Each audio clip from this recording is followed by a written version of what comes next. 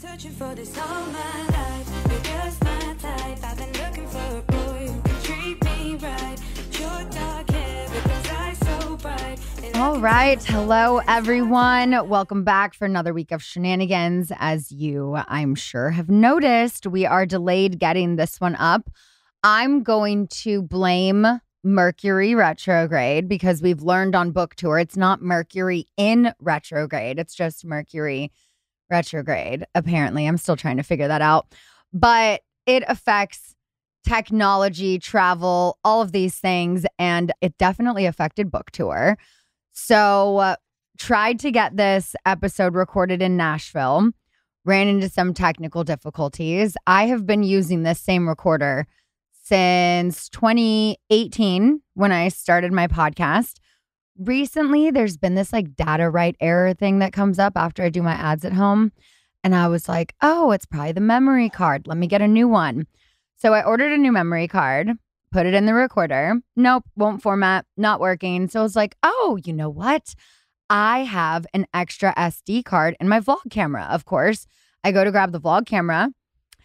Yeah, don't have the vlog camera. Left that in the Uber because I was getting my kid out of the car and wasn't thinking about the camera. It was the first day she joined us on tour.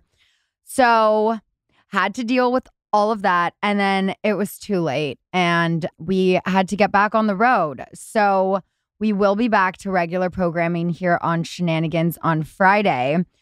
But now that the book tour is wrapped, I know any of you who have come to see the shows, you've seen that adorable, handsome man standing side stage. I reference my manager, Mark, often on this podcast. I have tried to get him to join in. He's always said no. I think it's a being on camera thing. But now that we're just doing audio on the road, I think I've worn him down enough, and he's joining me today to break down our experience on tour. Welcome to the podcast, Mark. How we doing? I think we're sleep deprived still. Yeah. And I don't think it's just video, it's audio too, because now I'm going to have to listen back to this episode and hear my voice. And it's going to be cringe. I don't know how you do it. I mean, I don't listen back. That's how I do it. That's smart. That's smart. Even though it's not smart because it's against what I tell you to do. I know. He's like, you're listening back to the episodes now, right? I'm like, yeah, totally. I remember what I said. I don't always want to listen back. I come in, I go to the studio, I do my job. Whether, we're on the road, I sit on my couch or bed, I record it, and then I just put it out there. And then I'm done. Don't listen back. No looking back. And I don't know. It's kind of like, you don't look in the comment section. And then it's like it never happened. And that's good for mental health. Yes. Not always good for business. Correct. Because sometimes we do need, which, we usually tell you what's, in the comment section filtered through. Yeah. But sometimes we need to know what's in there, what's happening, so we can and that's your address job. or handle in some capacity. How does that do on your mental health, though, to just like constantly read negative things about your client? Not great, to be honest. Are you in the right line of work? Most days. Some days. Good. I mean, don't leave me. I don't know what else I'd do. Yeah. Love that for us. Yeah. Okay. But yeah, there are some days, and you probably get the brunt of that when like I'm very short with you on something and I seem like, maybe really mean or dismissive. And it's no, never actually. Really? Yeah. You've never seemed mean or dismissive. Is that sarcasm? I can't tell. No, it's not. I can tell when you're stressed. And like even yesterday, I was like, he's probably sleeping or just taking a day off, as you deserve. It's Sunday. I'm at a football game, like landed straight from LAX in true Scheana fashion, go straight to SoFi. Send my mom and Summer home in, of course, a nice Uber Black SUV with all of the luggage. Had Kevin meet my mom at the house to take out the luggage from the car to take it in because she can't do that. And I'm not going to ask the random driver to bring the bags in. Wow, you really choreographed all that pretty well. I did. I timed it so perfectly that the flight landed even 20 minutes early, got everything in the car, called a second Uber, got to SoFi with 5 minutes to spare before our friends were pulling up at the exact same time. Could not have timed it better if I tried. I did try, but it just worked out so perfectly. Well, I mean, good work. I mean, I woke up briefly yesterday morning. I want to say at 7 a.m. and I already like saw like I didn't open it up because then it would like show red and then I would forget to maybe go back. But I saw like I Totally. already had several texts from you. Which nothing was important to be answered to immediately. I'm like, it's Sunday, it's a day out, but I'm like, while I'm thinking of things, it's like third quarter. I don't know. They kicked the ball. It reminded me of something. I think because this way you were flying back from New York. Yes. And so you're on the plane probably like, just in good. Send those things through when you're thinking of it. But I was like, I'm not dealing with this right now. Just know that like when it's, when it's like, and I mean, it's never like life or death, but it was just little things that I was like, ooh, and then what about this? And then, oh, I just remembered this. And then once they start coming through, but whenever we do that, sometimes it's like, then when you start responding to me, it's like bath time with Summer or something where she's just like, and I'm like, now I can't be on my phone. And then it stresses me out because I'm like, shit, now he's responding. But no, we need to probably get better about finding the right time of day to like have all of our communications. After 9 p.m., I've been like saving my messages now because as we know, I am on my phone a lot. I do have a lot of friends. I do try to check in and keep up with as many people as I can at all times. But there comes a time where, especially when I'm a mom, I got to set my phone down. Totally. It's like I'll run to the bathroom and I'll check an email really quick if I know there's something coming through. But I try my hardest not to be on my phone when I'm just spending time with her. And then especially at bedtime. And then it's like if she sees me on the phone, then she wants to be on the phone. So I've been trying to just respond to people after 9 p.m. And when it's my friends and Central Time, East Coast, if they're already asleep, cool. You can respond to me tomorrow during the morning. Rinse and repeat. I'll respond to you after 9 p.m. That's a good plan. And I respect your motherly hour or hours. Yes. Like in the evening. Yeah. I've tried to catch up on Housewives last night. I fell asleep. I thought I already watched episode 4 of Orange County. Then I start episode 5 and I'm like, I did not watch episode 4. So now I'm like behind and confused. We have so much content to catch up on from the past 3 weeks. But book tour was the priority. It was a very successful book tour. Made the New York Times bestsellers list. Not once. 3 times. Not twice. 3 times. That's crazy. And you're an international bestseller. Did you tell the podcast that? I did not. International bestseller. Canadian bestseller. Like what? That came out of nowhere. I know. We didn't. I don't think we did any. I don't think we did any press in Canada. We did. No, we wanted to, but and we're planning to eventually try and do something in Canada. But it goes to show that there's enthusiasm for your story and the book, and that you didn't buy that enthusiasm. Correct. And we are going to get to that in a little bit. But before we do, I want to go back because you've never been on the pod. How we met, how long we've worked together, because this all came full circle on book tour for us in Austin. So we met in 2014 through a mutual friend who was a client of his at the time, Christy Carlson Romano.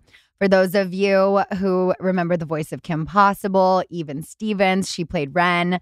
And she came to my show in Austin, moderated the Q&A, but it was such a full circle moment for us because the 3 of us haven't hung out in forever, you know? And she's been in Texas for many years now. Yeah, we're both moms now, busy, but that was so fun. So fun. We had such a great night. Yeah. Yeah, and I haven't seen Christy in a minute, and she's always such just a ray of light and just so positive, so fun, such good energy. And she was totally the 27's crush when they were kids. So they were just like, oh my God, Ren Stevens is at our show. It was wild. Yeah. But yeah, no, we I forget.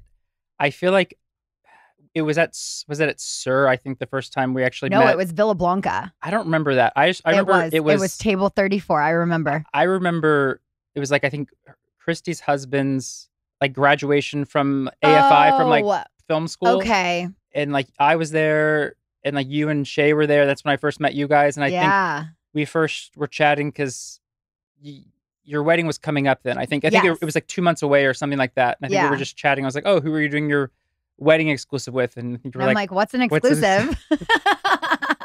So then I think to bring it even more full circle, because you interviewed with him on book tour, but I think then I reached out to Evan Reel. Oh yeah. And was like, hey, are you, and he said, yeah, we're already doing something. And then I think it was just through Bravo or something in book. Yeah. And I was like, no, she needs at least a cover chip, blah, blah, blah. And like, and he made it happen. So you got that. So yeah. So we have been. But the first time I remember meeting you was in New York on What Happens Live. Oh. Because I was working with Joyce from Beverly Hills at the time. That's right. And I was there with her I was there in New York with a different client at the time. Yeah. And then it just coincided with her being on What Happens Live with you. Uh-huh. And you guys had a press day. I don't know if you guys were together, but we were like, our schedules were kind of like aligned. So yeah. I don't even know if we went to lunch together, but I think so. Because usually on those press days, they try and coordinate it where it's like, I've had that with like Shep before, and we end up at, Del Frisco's. Yeah. Yeah. But that was also funny because that was the only time I'd been to Watch Happens Live with you, even though we didn't know each other at the time until a few weeks ago. No way. Yeah. What? I had never been with you because I'd never been in New York with you when you were in Watch Happens Live. That's crazy. It's really crazy. I've done that show like 37 times. So many times. I mean, I guess, yeah, you saw some of the BravoCon ones in Vegas, but yeah, never like that was in New York when you were, because they don't fly reps out, and it just never worked out that I was there when you were. I was like, that's kind of funny that I loved the first time. how that worked out. It was like literally could not have timed the book better if we actually tried. It just happened that 6 months ago we announced summer 2025. Yeah. July, we knew the date, but the actual date of the publication, like July 22nd, hadn't been announced right away, but we knew when it was coming out. And then finding out when The Valley was going to premiere, doing the math, and we're like, oh my gosh, that's the same day as the finale of The Valley. Yeah. We had no idea when same Tuesday, not the same week, the same day. It was weird. So weird. And the fact that Zach and Brittany were in town doing Watch What Happens Live, my event ended early enough that I was able to go and pop over, see them, surprise Andy. He was so excited with the book. Yeah. That was just the whole trip was wild. I can't believe it's over. I can't believe we survived that mid leg with the 5 nights back to back. I'm exhausted just talking about it. Hold on. We're going to take a break and then we're going to get into some more of the details of tour. We'll be right back. All right. So if you enjoy shopping, then I have the perfect thing for you, and that is Rakuten, because it is literally the most rewarding way to shop, because you can stack cash back on top of sales and deals at all of your favorite stores. Some of my personal favorites, definitely Chewy, for the kiddies. But also, I mean, Brock's go-to is Best Buy. We've got Nike, Target, CVS, Macy's, Ulta. I mean, the list goes on and on. So many brands that you know and love, and it is so easy to use. And you get your cash back sent to you through PayPal or check. So the idea is really simple. Stores pay Rakuten for sending them shoppers, and Rakuten shares the money with you as cash back. So we are talking fashion, beauty, electronics, home essentials, travel, dining, and so much more. Sign up is absolutely free and takes just seconds. My sister told me about this years ago, and I have been obsessed with it ever since, as well as 17 million other Rakuten members who are already saving. In fact, members have earned over $4.6 billion in cash back. Yeah, that's right. I said billion. So now it's your turn. Start stacking sales on top of cash back and feel what it's like to know you're maximizing the savings. Download the free Rakuten app or go to Rakuten.com to start saving today. That's Rakuten, Rakuten.com. And anyone who's been listening to this podcast, reading my book, or just following along my journey knows that I love me some therapy. I think everyone could truly use therapy, but I do know that finding a therapist is hard enough. I did not want to settle until I found the right one, and you shouldn't settle until you find the right one. But finding the one who actually takes your insurance, well, that's where most online therapy platforms definitely fall short. Many don't work with insurance at all, which means you're stuck paying the full cost out of pocket or paying for an expensive monthly subscription.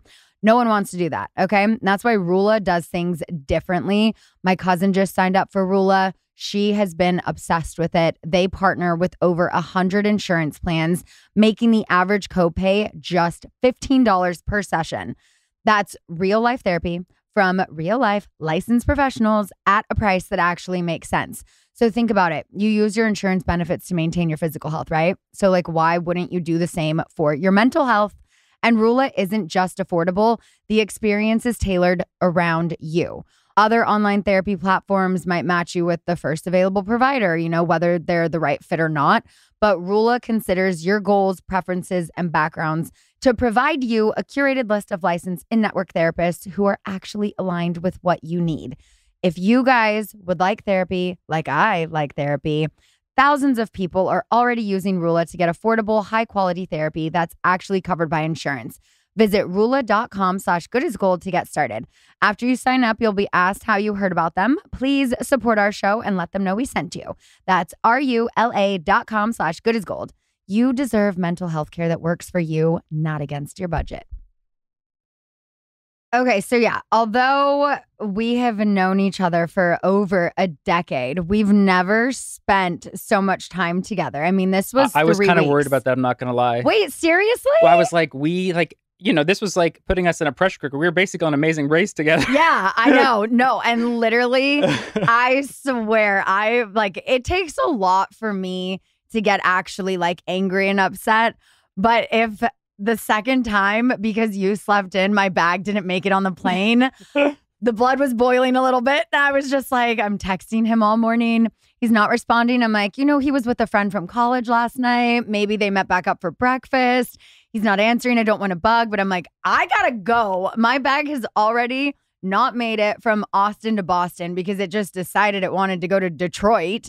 So I'm in airplane clothes for one show. I thankfully was smart for the rest of tour and put an outfit in my carry-on. Mm-hmm. But of course, for that leg, I didn't, which it was fine. It worked out. It was a fun story to tell. But being in Doc boots for like 48 hours straight, and then not my travel boots. Because you had to borrow that shirt from my friend from Matthew in Boston. Yes. And that led to me getting recognized in 7-Eleven. That's right. So after the show, I was in 7-Eleven getting like snacks. Yeah. Across from the hotel, and two girls stopped me and they're like, "Great show tonight." I was looking around like, "Who's here?" And I was like, "You're talking to me? That's crazy." That's so But then funny. They're like asking me, like, "Is her shirt from J. Crew?" And I was like, "I don't know." Yeah. Like, can you find out? Because those two girls met working at J. Crew and they thought your shirt was funny. J. Crew. They were like, "We're 99% sure." And so we called you and you're like, I don't know. I had already given it back at that point. I think you said it was from Frame, but we'll never know. Something. Yeah, we'll never know. I've given it back, but yeah, that night then, I don't know what happened. Like, what was Boston? Was that of our 5 days in a row? Was that day 3? That was day 3. Yeah, we had Salt Lake, Austin, Boston. I mean, in theory, it was a good idea. We're trying to maximize our time. And that way you could not be away from summer for too long of a stretch. But in practice, we'll never do that again. No. I mean, it did work where it was, we got 5 cities in 5 nights. I got time with my daughter before and after. That was great. But it was like... But that schedule was basically we would wake up probably like 5 or 6 a.m. because we have to make an early flight to get somewhere. We'd be on the flight. The whole flight would be working on like the changes we need to make to the show. Yeah, like what worked, what didn't work, what should we change these questions? Should we add a new game? We have a special guest for this city, so we need to find a way to incorporate them in some way. So then we'd land, you'd go straight into glam. Sometimes you'd also have press then we'd have to do, and then we'd go straight to the venue. I didn't even have time to shower sometimes. And I remember just having a feeling when we were in Salt Lake, and that was night 1 of the second leg, the 5 nights in a row tour. And that morning I was like, I don't know why. I feel like it might be a little rushed when we get to Austin. So I showered that morning. Thankfully, because by the time we got to Austin, the flight was delayed, whatever it was. And glam was seriously standing outside of my door, ready to go. So I'm like, and that room, very cute hotel, Citizen M or whatever. It was like the Moxie Hotel, if y'all have ever stayed. It was like a closet. It was smaller than my studio apartment. Everything just in one tiny little room. So I got glam outside the door. I'm like, I can't even shower. And we did it. We do the Austin show, go out with the band and whatnot. But then, the next day was Boston and the luggage didn't make it. Then we go to Pittsburgh, Atlanta. And then... Yeah, and then in Boston that night, because my best friend from college. Oh yeah, like she lives in Boston. Hadn't seen her in a while. You know, we had a lot to catch up on. And then the people from the OCD Foundation are all based in Boston, so you were hanging out with them afterwards. And I still had like a relatively early night. I don't know what happened. I remember like going to my room. I sat down, and then all of a sudden it's whatever time it is. You woke up. And you're like, and you're calling, and you calling me, and you're like, "Are you ready?" And 0% ready. And I was like, yeah, I'm coming. And I'm just like, the car is here. We need to go. I need to check my bag. And I'm like still wearing my clothes from last night. Like I didn't know where I was. Yeah. I'm just throwing things in my luggage. Like it was like we couldn't even really unpack for those 5 legs. Yeah. We get there, I open my bag, I put my clothes on, and then it's like we go to the show, we go out after, we come back, I wash my face, I zip back up my bag, we leave the next morning. And that day, when we got to the airport, I forget what airline we're flying. I usually fly Delta. One flight was JetBlue, a couple are United, a couple are Southwest. Like we're all over the place. So whatever fucking airline it was, we get there. I go to check my bags and they go, sorry, you missed the cutoff window. I'm like, what do you mean I missed the cutoff window? And they go, well, it's 40 minutes before your flight. I'm like, cool. Well, I have 44 minutes before my flight. So that's approximately 4 extra minutes. It should be able to check. And the guy was like, sorry, the window's already closed. And I'm like, Mark, how much money do you have? He like scrambles up like $12 from his pocket from last night and gives it to the guy. And he was able to get our bags on. So it all worked out. Yeah, worked out. Bag made it, but we didn't know until we landed if the bag was going to make it. So thankfully, at least for that flight, it was only going from Boston to Pittsburgh. And my sister was going to be there when we landed. So if I needed to borrow anything, we're the same size. Yeah. But yeah, so you were nervous to spend that much time together because of me? Maybe that's the wrong, it was in like a pressure cooker. Like, how's this going to go? It's we're going to be stressed. You know, we've been in stressful situations together for sure, but not, we're out on the road. And there was also we haven't toured before. So no, that was so new. I mean, at first, like by the time we got to Austin, I remember saying to the boys, and this is only after being in New York for a few like days and then Chicago, home to LA for a couple days, Salt Lake City. The second I get to Austin, I was like, y'all, I don't know if tour life is for me. I know we've talked about touring before, but like I only had the one show last night and just the little things. I was like, I'm exhausted. And then honestly, by the end of that 5 nights, okay, like maybe never again, maybe have one day off in between. But then just like getting back on the road and stuff, I'm like, oh no, tour life is for me. I could totally do this again. Well, I think because it wasn't even like we went into that 5-day stretch like rested and relaxed, because I think we spent like 4 nights in New York to start off with, and that was like doing press, the 92Y, like the bookstore signing, then flew straight to Chicago. But also like those 4 days, even though there was no free time, the free time, which was the sleep time, we were working on trying to figure out like what the live show was going to look like, because we weren't just doing like a typical like book moderated Q&A. We're doing more of like a podcast live type of show, more interactive, audience participation, games, which I wasn't even aware of until a few weeks ago. I thought I was just going to bookstore signings, and they're like, oh no, so it's like a live show. And I'm like, wait, what? Excuse me? So what are we doing? But it worked out. We worked out the kinks in Chicago and Salt Lake. What bits and then didn't work? Chicago for show, then came right back to LA, like landed. We had one day here, but it was we had one 2 day, events and then press in between. Yep. And then City Library. Early flight to Salt Lake the next day. Grove, Salt Lake City, plane, bus. All the things. All the things. And people did not find the humor in my Lady Gaga sound TikTok, where it was like, no sleep, plane, club, another club, whatever. They're like, stop complaining. Then don't go on tour. I'm like, I'm not complaining. It's tongue in cheek. It's literally like a sound on TikTok. I'm on tour. Complaining about being busy and working is something you will never hear me do. I may complain that I'm tired, but I just have another Celsius or a shot of espresso. Like, I'm good. And you might like complain for a second, but like you always rally. Yes, absolutely. So I was like, but that's very normal. Yeah, I thought that TikTok, we spent so much time in every city getting a different clip, and for people to just think that I was complaining, I'm like, you guys.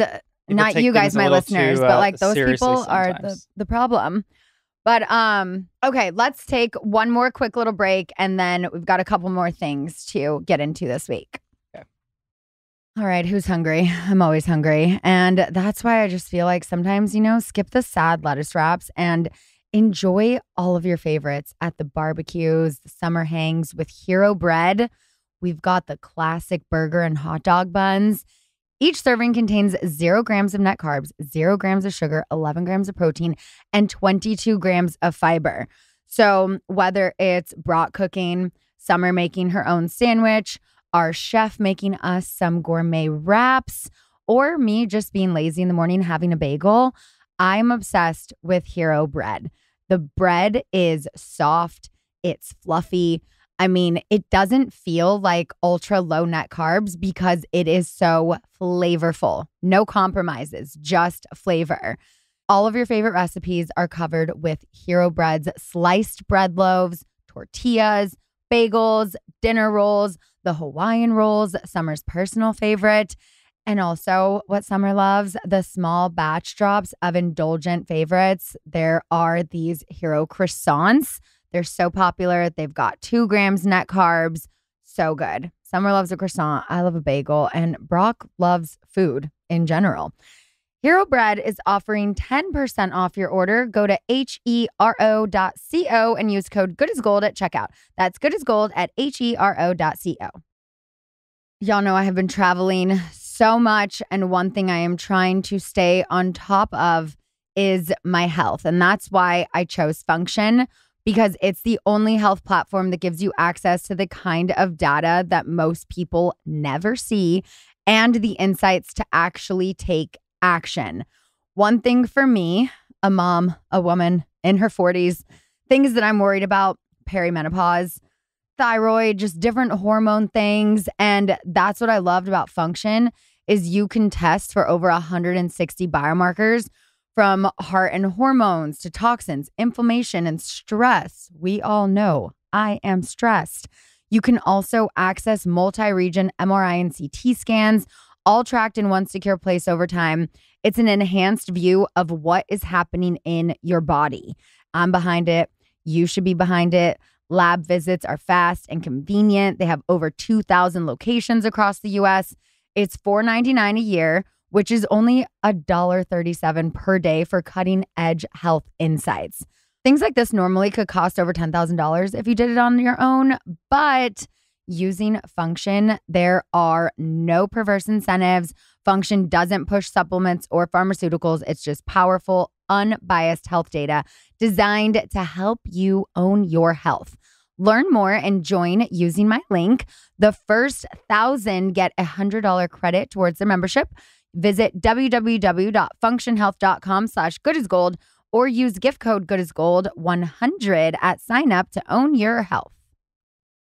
All right, so there is something I wanted to address on the podcast because unfortunately we weren't able to make it to St. Louis and DC on this tour. And I'll jump in there on like St. Louis because that was the reasoning was more so like a personal conflict on my end. Yeah. Which then, you take the brunt of. But to give some backstory, like the timeline's all like, I don't know if this was 2 weeks before, the week before the St. Louis, but maybe like 2 weeks before, my dad had a heart surgery scheduled in Nashville for that same day as the St. Louis show, which then we were going to be in Nashville the next day anyways. Mm-hmm. So I talked to you about that and said, like, I think I need to be there, but then I can't be at the St. Louis show. And then, it's just you and I on tour. So if I'm not there running the show with you, then it just doesn't really work out too well. And my sister's on her way to Mallorca that same day. So she couldn't run the audio and stuff for the show. I have no idea technologically what I'm doing. I think you're still figuring it out too. 100% learning as we go. I still don't know what I'm doing. Every time that like the intro video, I had to play it. And it's like always has the play button there to start. And then I like can't get it to go away quick enough. And, but like, eventually one day we'll get it all figured out. At the show, but you obviously needed to be with your family that day. Yeah. And, so that was like a discussion we had to have. And you're very like gracious about that. Then, like a few days before when he was scheduled to have the surgery, like they ended up postponing it 2 weeks.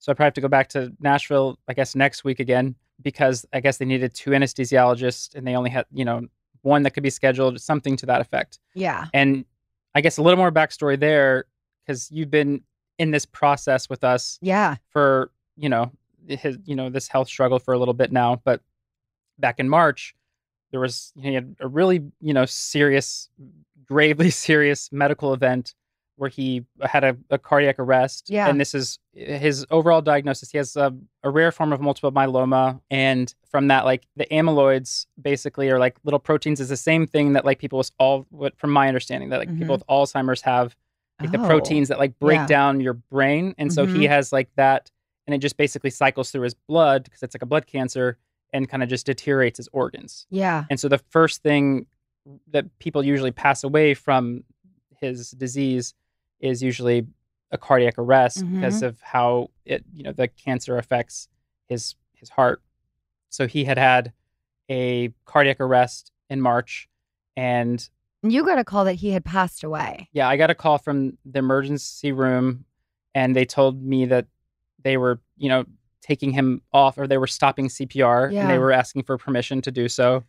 So yes, we were told that they couldn't revive him. Yeah. Mark texted me and was like, I have to go. I have to get on a plane right now. My dad just passed. And I was like, oh my God. And then 30 minutes later. I don't even know. It was maybe like an hour later. I'm not sure. But then when I was in the Uber on the way to the airport, my aunt called me, or she called me right before I was in. I was like, I'm just about to get in the Uber. I'll call you right back. And then I called her back when I get in the Uber, and she says, well, it turns out like after they stopped the CPR, like, and that had been going on for like 30 minutes, but he came back somehow on his own. It's still unclear how that happened. Yeah. But he just was fighting through, I guess. Wasn't his time. And so they were like, but they didn't, still think that he would come back from that. Just like his heartbeat came back. Yeah. He was back in sinus rhythm or something to that effect. But they thought, he's likely going to be brain dead, not know anything. So still get home. So it's just, it's been a long saga, this whole time. So he still did have doctor's appointments and that same day in Nashville. So like that was, at least I was there that day early to be able to go to, because I had never been able to go to his hematologist oncologist. Yeah, and you ask the right questions. You're not his wife, you're his son, and there's different questions and whatnot. And so I was so glad that you were able to not only be there for him, but that they were then able to come to the Nashville show. Like 100%. That was such a treat. I haven't seen them in so many years. Yeah, probably since we first started working together. I think like your dad said it was a Skechers walk. Yeah, and like I'm like, what was Hermosa that Beach. like? We walked from yes, I remember that, but that was forever ago. The Strand, is that what it's called? Yeah. Yeah. That was like pretty soon after working together, I feel like. Yeah, that was like season 3 or 4. That was I just remember forever ago. My parents like don't know much about like celebrity culture, and they have like just rare like people that they like, that they'll like be like, oh my God, obsess over. But Tommy Lasorda was there, who was like, I guess the Dodgers like general manager or something. And my dad was like, oh my God. I'm like, I have no idea who this is. But he still will talk about that. Yeah. Oh, I love that. But I don't know if I told you what happened in the waiting room at the doctor's office. No. So I'm from like 3 hours north of Nashville. And I overhear in the waiting room, this woman, she mentions like the county where I'm from and like the township where I grew up in within that county. I'm like, Mom, I did you hear that? I think she just said XYZ. Yeah. And I think they're from like, our hometown. And so my mom like asked them like, oh, did you guys are you from? And they were like, yeah, we're from, the same place. And the woman was there with like her dad, who had just been diagnosed like the week before. And, they were, coming for like, expert opinion, with the same, doctor my dad goes to. And then, we're kind of putting the pieces together, like, oh, like, who do you know? Like, who do you know in common? Eventually, the woman asks, like, what's your last name? And so my mom says her last name. And the lady just, like, has, like, a laugh to herself. And she's like, I know exactly who you are.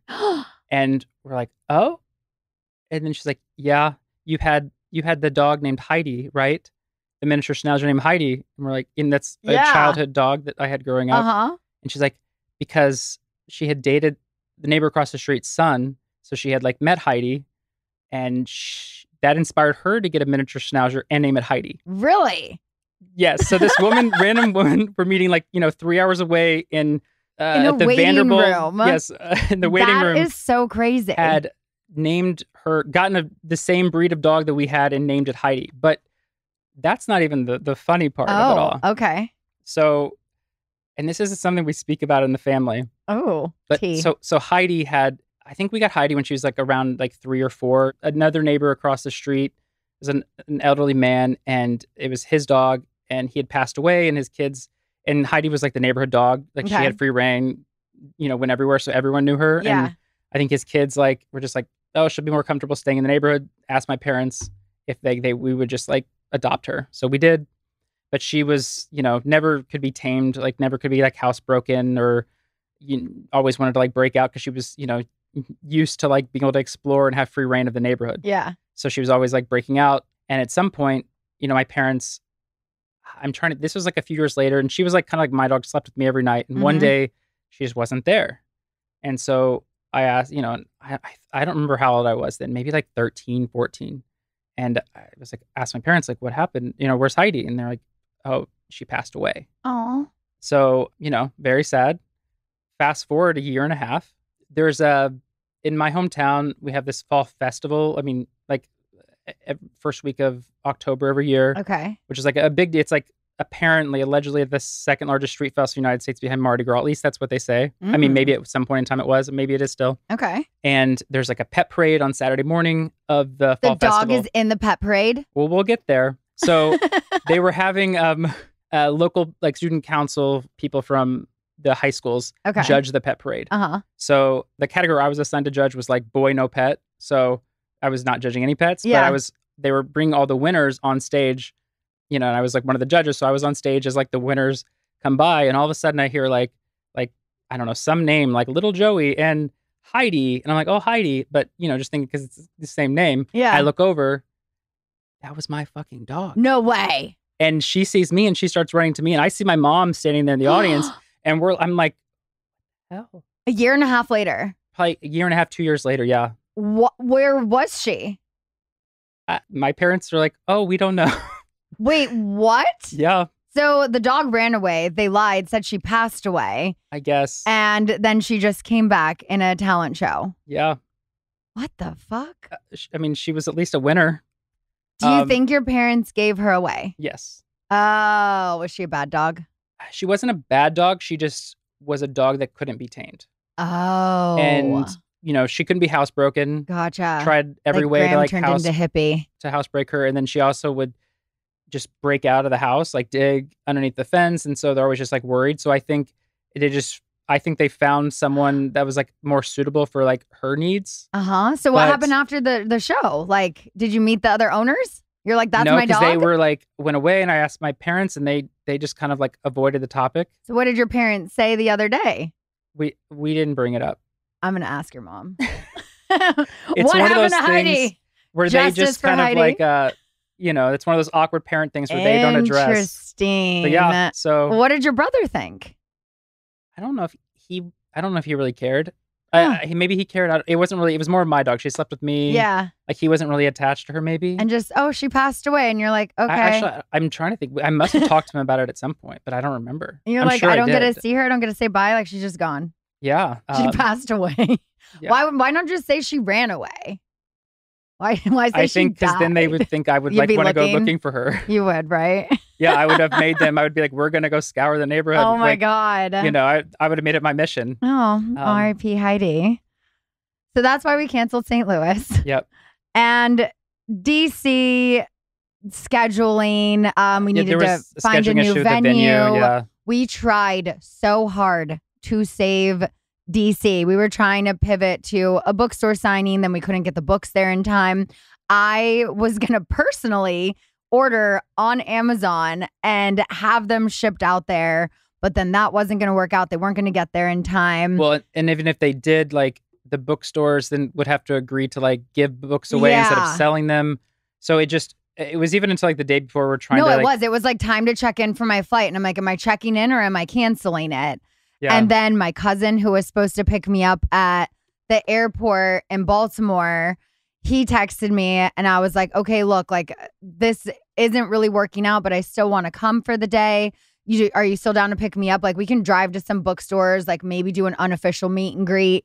And he was like, look, I'm down for that. But I have to tell you, I just like woke up and I have a sore throat and a cough. And I was like, all signs are pointing to me not going to DC. So canceled my flight, told Summer I was staying an extra day. She was so excited. But I was really bummed because DC has been on my American bucket list.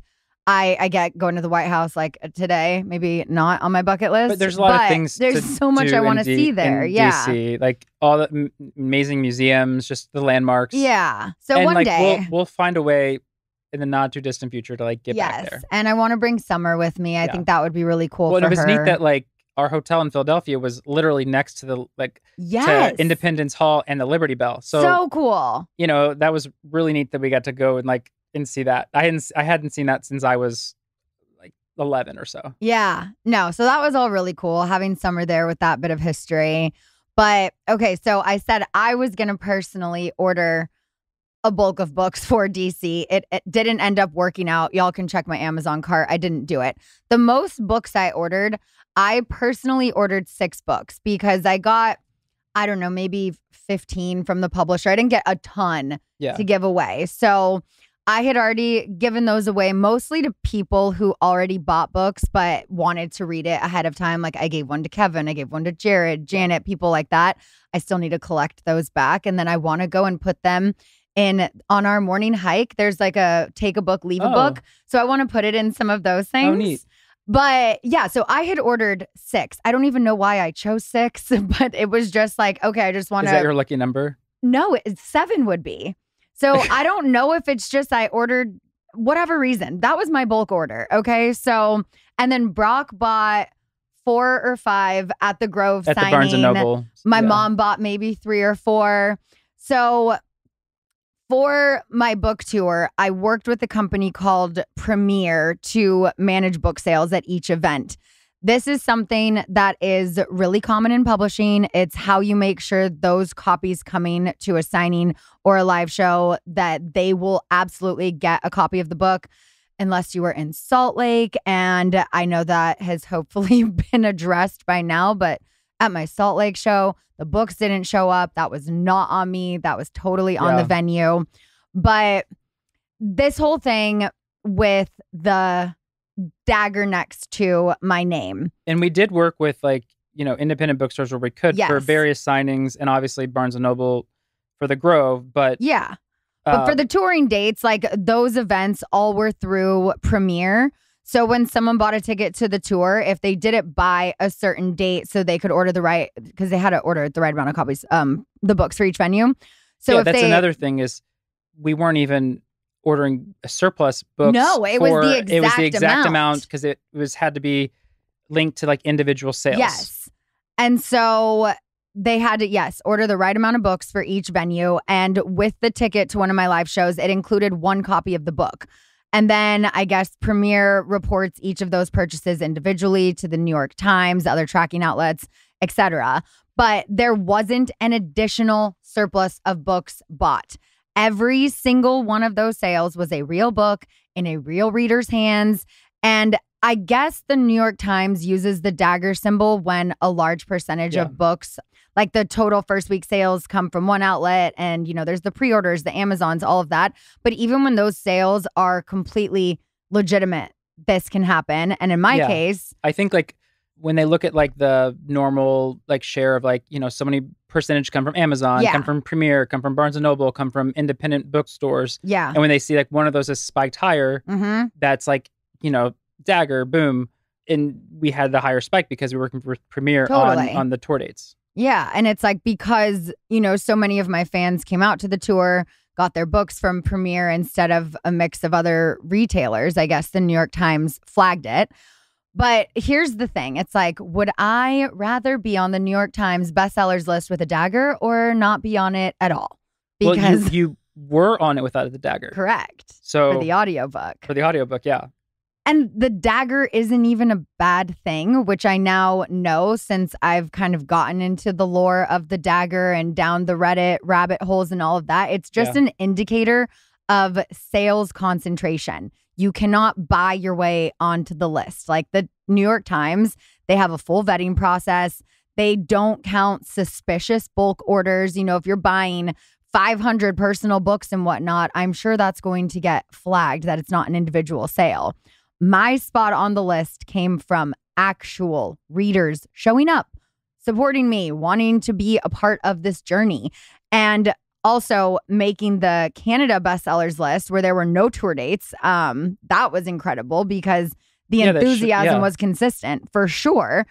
And there was no dagger. I just want to point this out. No dagger on the New York Times list for audiobook. Yeah. And I even saw comments. People were like, how many did you buy here? I'm like, how many Audible credits? Like, how? I don't even know how to. I genuinely used an Audible credit that I had on Amazon just so I had an audiobook copy. Yeah. And when I was looking back at like past lists, I noticed that even like titles like, you know, the book we see everywhere, the orange book, The Subtle Art of Not Giving a Fuck. Yeah. That at one point in time had a dagger by it. Interesting. So, you know, it's just, if you do a book tour these days with live events versus just strictly bookstore signings where, you know, there's a large volume of books that are sold through those events, like you're more than likely that book title is going to get a dagger from the New York Times. Yeah. That's just how they symbolize, like, okay, there was some sort of like event that happened around this book this week.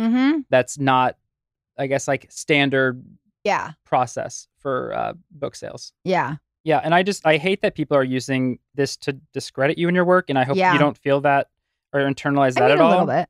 At least it's consistent because they did the same thing with Stassi. Yeah. Same thing with Ariana when on their best-selling books. Yeah. You know, and if any of you had actually tried to buy your way onto the list, it would have been flagged and you wouldn't have made it on because they would have disqualified you. Yeah. So I hope people just maybe do more research and understand that better before they just go into the comment section spreading negativity and hate. It's bullshit because that's the thing where it's like, and it's all the women out there trying to discredit a woman who put herself out there, told her story, was so open and so vulnerable, it becomes a bestseller, and they're still trying to knock me down. I'm like, maybe people actually just give a fuck and want to read my story. Maybe they relate to my story. Maybe they enjoyed listening to it as evidence because New York Times best-selling narrator. That reminds me of the last show in Philadelphia. Yeah, Summer made a little sign that said like New York Times bestseller, and she went out right before you did, and we had said like, as a drinking game tonight, take a sip every time that this phrase is said. Yeah, how many times was it?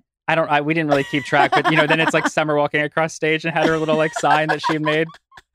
You didn't know that? That's too cute. I heard you guys talking about a drinking game or something, so I just assumed it was going to be something I said, but I had no idea the sign or anything like that. That is so funny. Well, thank you, Mark, for finally joining me on the podcast, getting into some shenanigans. Maybe one day, you know, we do this with lights and cameras. We'll see. But in true shenanigans form, we're going to wrap this podcast up with the Jackshole of the week. And that's going to be all of these people who are literally judging a book by its cover. I saw someone today, they go, you look like Lisa Vanderpump in that photo. Are you trying to be her? And I'm like, what? I mean, look, like, I really I love the cover the more and more I look at it. I mean. And it wasn't the original cover. Just so you guys know, what's on the back of the book, that was the original idea for the cover. This was a secondary option. And once we were trying all of the different things, the formats, the fonts, this just was a stronger option. Yeah, this was kind of supposed to be the back cover, and the back cover was supposed to be the front cover. And the publisher was like, are you guys open to this? I'm like, and I was like, I don't know. It is kind of a stronger, like, the cover. But I mean, it worked out. And thank you guys so much for listening, for joining me on tour, for buying the book, reading the book, all of the things. Friday, we'll be back with normal schedule, normal programming, normal podcasting, all of the things. We'll get back into the video episodes later this week. And if you haven't gotten your copy of the New York Times best-selling book, My Good Side, yet, you can head to mygoodsidebook.com. And if you guys were taking a drink every time she said New York Times bestseller, then please no drinking and driving. Yes. All right, please guys. Uber. We'll be back with Kiki on Friday. See ya. Thanks for listening to Scheananigans with Scheana Shay. Tune in next time for juicy updates from the world of reality TV, pop culture, and more. Download new episodes every week on Apple Podcasts, Spotify, or wherever you like to listen.